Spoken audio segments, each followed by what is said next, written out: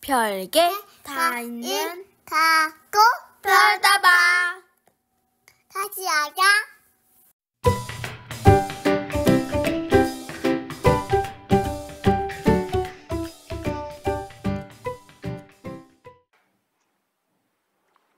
이번 시간에는 불화장상 로협궤경에 대해서 설명하겠습니다.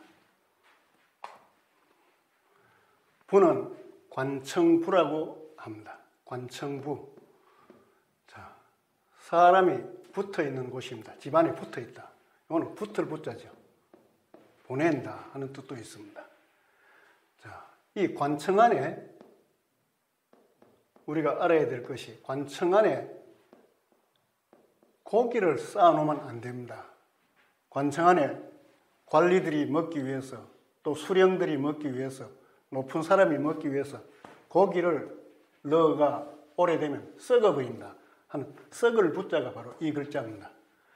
자, 부, 관청부, 사람이 여러 가지 아부하기 위해서 모여드는 곳이다. 이렇게 생각하면 됩니다. 아부하기 위해서 몰려드는 곳이다. 이건 나쁜 생각이지만 그렇게도 생각할 수 있다는 겁니다. 라자는 벌라자, 벌려놨다는 겁니다. 또 비단라자라고도 이야기하는데, 벌려놨는데 무엇을 벌려놨겠습니까? 위에 이것을 벌려놓은 겁니다. 이것이 그물망입니다. 그래서 위에 갈 때 이렇게 모양이 변하는데, 이것을 약간씩 밑에 것은 띄워줘야 됩니다. 그래야지 물고기나 새들이 들어갔다가 나올 수 있다 하는 그런 뜻이 되는 겁니다. 그래서 이것을 그냥 완전히 붙여버리면 좋은 글자가 아니다라는 것을 알아야 되는데, 지금 옥편도 그렇고 다른 책도 그렇고 보면 전부 다 붙여놨어요. 한자의 원리를 모르고 지금 이렇게 붙여서 쓰고 있는 겁니다. 이건 잘못된 겁니다. 그래서 그물망은 이런 그물도 있고, 이런 그물도 있고, 이런 그물도 있습니다. 또 이렇게 돼서도 나옵니다. 이게 다 그물의 뜻입니다. 자, 그물은 뭘 하는 겁니까? 뭘 잡는 그물? 여기서는 보면 새 추자가 있습니다. 새를 잡는 그물이다. 또 위에 보면 그물망자가 있어요. 요래 돼가지고 그물로 새를 덮쳐서 잡는다 해서 덮치기조라고 합니다. 이거는 덮치기조. 새 덮칠조.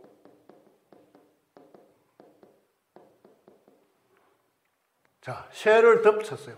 이것은 그림으로 그리면 이런 겁니다. 아주 오래, 한 몇십 년 전, 수십 년도 되겠죠. 한 5, 60년 전에 시골에 가면 이런 망태기가 있습니다. 이 광주리. 여기에다가 나무를 받쳐놓고 여기 실로 쭉 달아가지고 방 안에서 딱 쳐다보는 겁니다. 여기 이제 모이를 뿌려놨죠. 뿌려놓고 이래 있으면 새들이, 새 추자, 새들이 몰려드는 겁니다. 그래서 이것을 그물망으로 연상할 수 있고, 새가 들어옵니다. 새가 여러 마리 들어오면 방 안에서 보고 이걸 탁 당기면 새가 탁 덮치겠죠. 그래서 이것을 새 덮칠조, 덮치기조라고 이야기하고, 이것은 요다만 쓰게 되면 실사변에 새 추자 쓰면 오직류, 법이라는 뜻이 됩니다. 법류. 유신이다 할 때 오직 새롭게 하는 것이다 하는 그런 뜻으로 사용할 수 있습니다.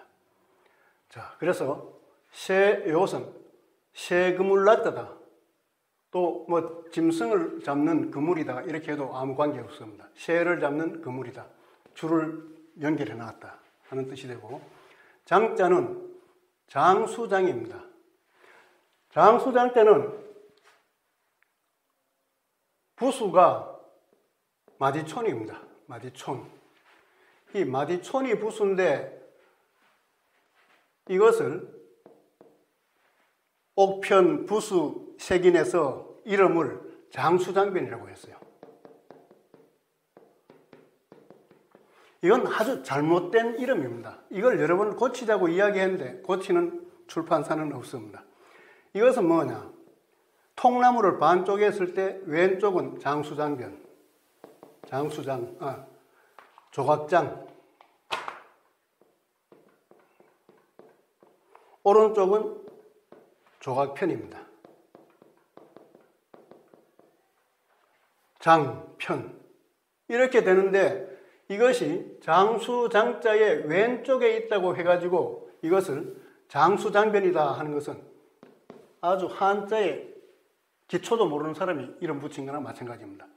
만약 이 글자의 부수가 조각장이라면 어느 정도 통할 수 있습니다. 그러나 마디촌이 부수다는 걸 알아야 됩니다. 그럼 장수란 어떤 사람이냐? 장수란 먹을 걸 전부 지 혼자 먹는 게 장수가 아닙니다. 통나무를 쪼개가지고 그 위에다가 식탁을 만들어가지고 고기를, 요 마디초는 손입니다. 손으로 얹어가지고 병사들이 먹도록 하는 사람이 장수다는 겁니다. 병사들이 먹을 것을 뺏어가지고 착복하는 그런 것이 장수가 아니고 병사들에게 있는 것을, 먹을 것을 까지도 쭉 얹어가지고 나누어 줄 수 있는 사람이 진정한 장수인 겁니다. 6.25 전사를 보면 굶어 죽은 병사가 있었다고 해요. 그런데 그런 와중에 배를 불린 간부들이 있었다고 이야기를 합니다. 그것이 6.25 전사에 나올 겁니다. 상자는 서로 상자입니다. 나무를 눈으로 서로 살핀다라는 그런 뜻입니다. 나무가 잘 자라고 있는지 서로 살피고 한다는 뜻인데, 이거는 재상이다 할 때 재상 상자로 쓰이고 있습니다. 또 재상에 쓰이기 때문에 재상 상자다 하는 그런 뜻으로 쓰이는데, 이거는 재상 제자는 나라에서 매울 신자, 이거는 형벌 도구를 가지고 형벌을 가할 수 있는 위치에 있는 사람이 재상이라는 겁니다. 재상 제자.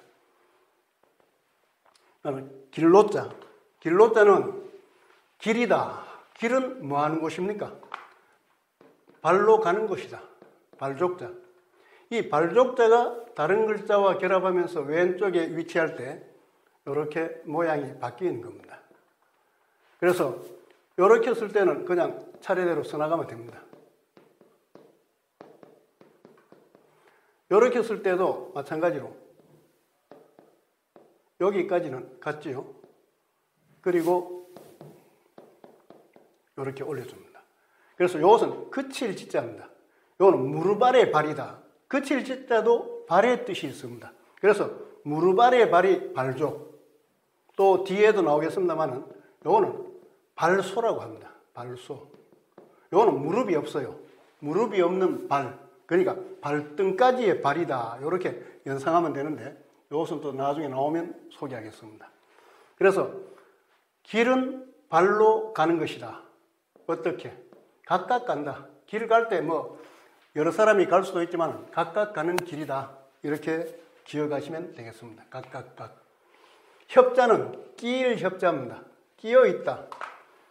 사람의 어깨에 겨드랑이에 두 개가 끼어 있다. 이렇게 생각하면 되는데, 이렇게 들입자로 쓰는 경우도 있고 이렇게 사람인자로 쓰는 경우도 있습니다. 그래서 저는 이것도 끼일협, 끼인다, 끼어 있다, 끼일협 들어있다는 겁니다. 그리고 이것은 사람이 또 끼어 있다. 맨 이것도 끼일협입니다. 사람이 겨드랑이에 끼어 있으니까 끼일협인데, 이때는 이것은 합이라라고 읽어야 된다라고 저는 믿고 있습니다. 그런데 전부 다 이 둘을 협이라고 하고 이렇게 합이라고 해놓은 것은 잘 없습니다. 그런데 중국 섬서성에는 반드시 이렇게 되어 있어요. 끼일협자가 되어 있습니다. 섬, 협섬 발음이 유사하지요. 그래서 섬서성이라고 읽고, 우리나라의 합천은 이렇게 해서 합천이 돼야 안 되나 이렇게 보고 있습니다.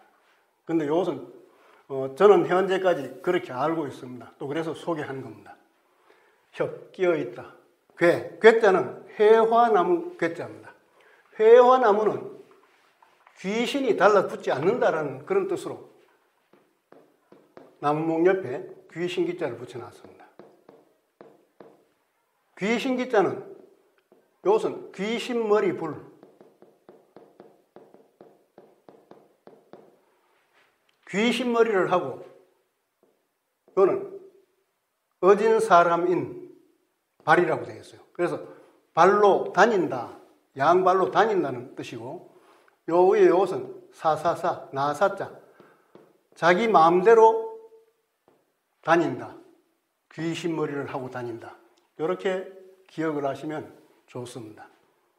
근데 이 귀자가 들어가는 것이 회화나무 괴, 삼공괴라고 해서 이야기해요. 삼공괴, 삼공괴라고도 하는데 왜 이걸 귀신기자를 붙였을까?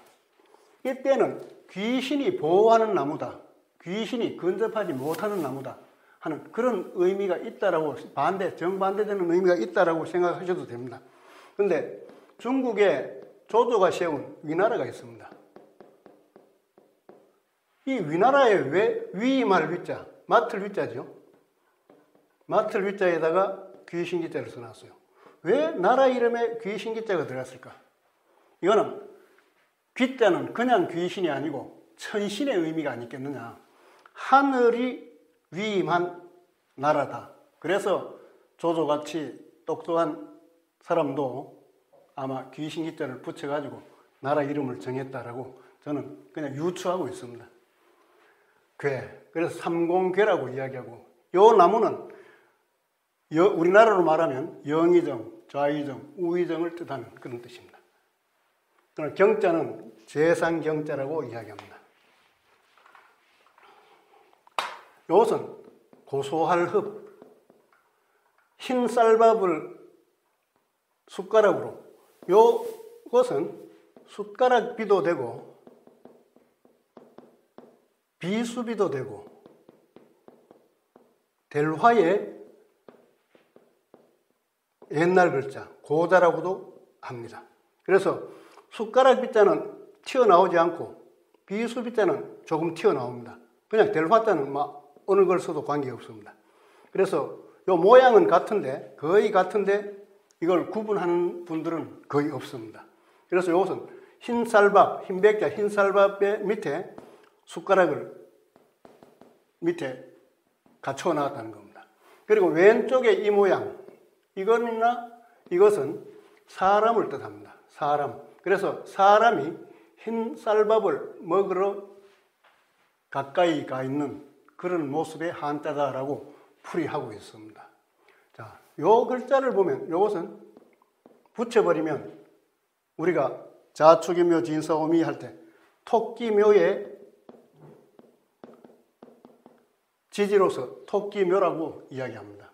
그래서 이것이 토끼묘가 된 것은 토끼의 귀가 긴 것처럼 이렇게 늘어져 있기 때문에 토끼묘라고 했을 거다, 차용했을 거다라고 저는 생각하고 있습니다. 쥐는 어리기 때문에 축은 소축자입니다.